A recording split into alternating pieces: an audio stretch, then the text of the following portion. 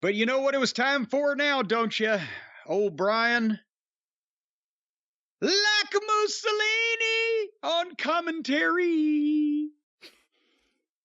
That's CM right. Punk is on color commentary for the Owen Hart tournament match between Roddy Strong and Samoa Joe. And did you notice Punk may not be that popular in Toronto or Hamilton or whatever, but the front row loved him. Everybody that could get within range of touching him or getting his autograph, they love him. It's just those cheap people up in the stands that they don't have enough money to be able to like CM Punk. Anyway, how can I say I didn't like Roderick Strong and Samoa Joe? Because that was the reason why that I was involved with and interested in the Ring of Honor style. This is what, and these guys, and of course now they're the previous generation, but they were the generation of guys that showed what modern pro wrestling could be.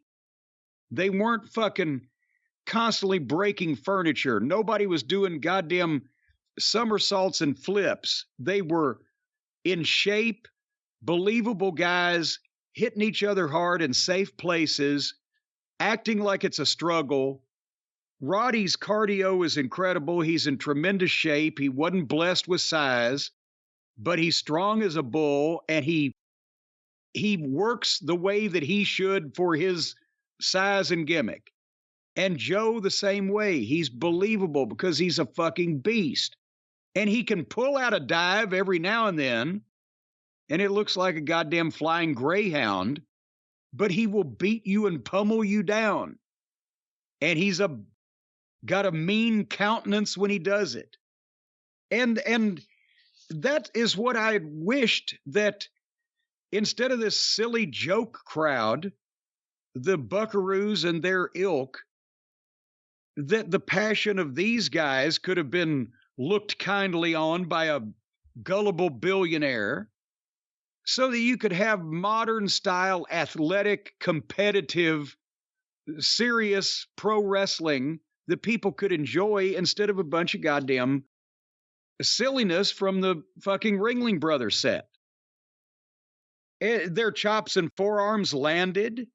They weren't standing there daring the other guy to take a free shot. They were trying to avoid him, which is what you would do. Aggression. Roddy sells and fights from underneath. Well, Joe is a very formidable looking guy. He moves his fucking weight around.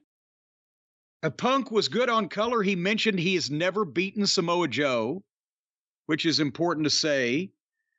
And he's named, Brian, the fans of Collision, we're the colliders out there. For all the colliders out in the audience. Yeah, I don't know about that one.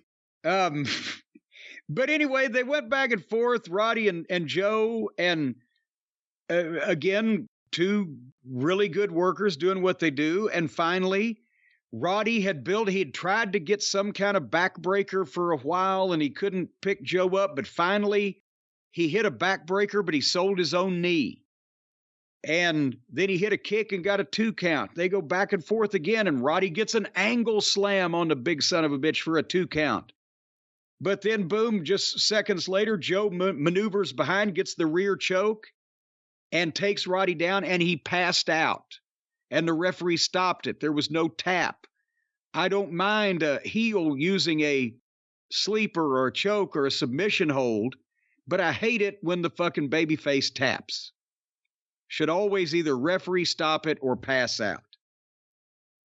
And again, it was a good, solid match, and I bet you this kept the audience. Like the last week's, we don't have ratings yet. It's holiday. We may not have them for the drive-thru. I don't know, but you wouldn't, if you wanted to watch a wrestling program, you would not have changed the channel on this match. You wanted to see what was going to happen. And then afterwards, Joe comes back in the ring and picks Roddy up and gives him a power slam on a chair in the ring. Just once. And Punk rolls in and Joe leaves, and they stayed with it. And this is the most important part. And there's a couple points to be made about this.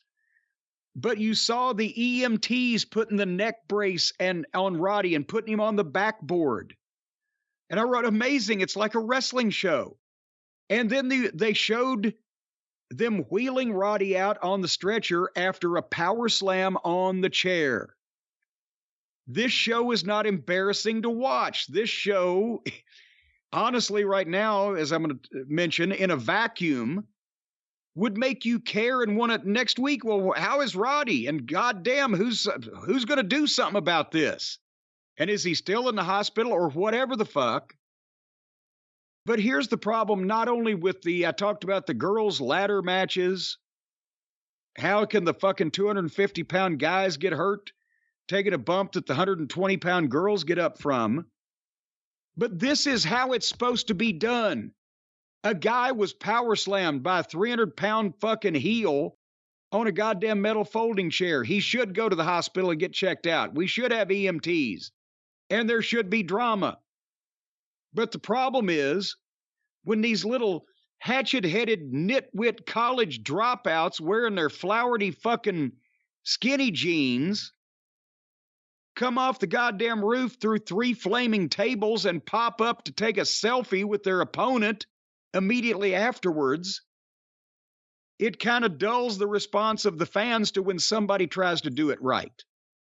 Which is why I've always said that all that shit, not only irresponsible for your health and the longevity of your career, but also, even if it's some wrestler, I don't give a fuck whether he lives, dies, turns blue, or drops dead, it's bad for the business because you're limiting what you can do to get a rise out of people and get a sympathy on somebody that's been injured.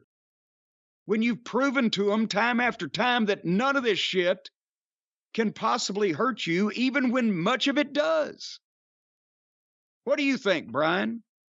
I thought it was a good match. I think if you want to talk about sports-based wrestling, Samoa Joe and Roddy Strong are two of the guys that exemplify that. Roddy Strong's not a big guy, and next to Samoa Joe, Joe looked massive. Yeah. Like twice the size of him. But he's an athlete, and he works that style really well. Really good match. I'm not as bothered by the tap-out finish, although I think you have a great point. The post-match was good. It was serious. It was a great way to go off the air, leaving you intrigued for next time. I thought Punk's acting was a little better than Adam Cole's. Maybe this is why I'm so accepting of buddy film Adam Cole right now with MJF, because I like it better than the dramatic Adam Cole. I've seen too much of that recently. You're okay, Roddy. You're okay, Roddy. You'll be all right, pal. That was too much for me. Beyond that, Punk was really good on commentary. Besides that, a friend like that, I just got run over by a fucking locomotive. You'll be all right, pal. You're okay. Beyond that, though, Punk great on commentary, and they've done a good job of building up the anticipation for Punk versus Joe, and you have to think it's going to be more than a one-time thing.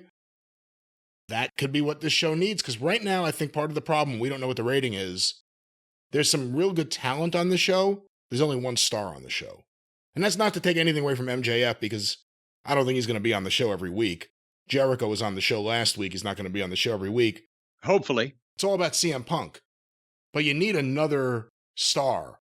Whether it's Samoa Joe, and obviously Samoa Joe's not at the level of star CM Punk, but in terms of in-ring work and treating him like a credible star, you could do a lot with him, but they probably do need some more star power. Wednesday night needs the star power of CM Punk, and Saturday night needs more than just the star power of CM Punk. I agree with you there. And one more thing, we make the comment now. Wonder what is in that belt bag that Punk has carrying around. Because it seems to me odd that if it was the AEW world title belt that he never lost, that he would have pulled it out and showed it by now. What do you think? It's the spinner belt, the old WWE spinner belt that he has? I know maybe there's something going on, or maybe now that I've said that, that will plant a seed and there will be something going on. Maybe a snake? Maybe Jake gave him a bag with a snake in it? Well, I don't know. It's not moving, so I don't think it's alive, but it seems odd that he wouldn't pull it right out, right, and say, I never lost this. Well, that's how Vince got in trouble, by pulling it out and saying, I never lost this. Maybe it's his laundry. Maybe it's his laundry in the bag. Well, no, Vince got in trouble just because he pulled it out and hid it several times, not because he ever lost it.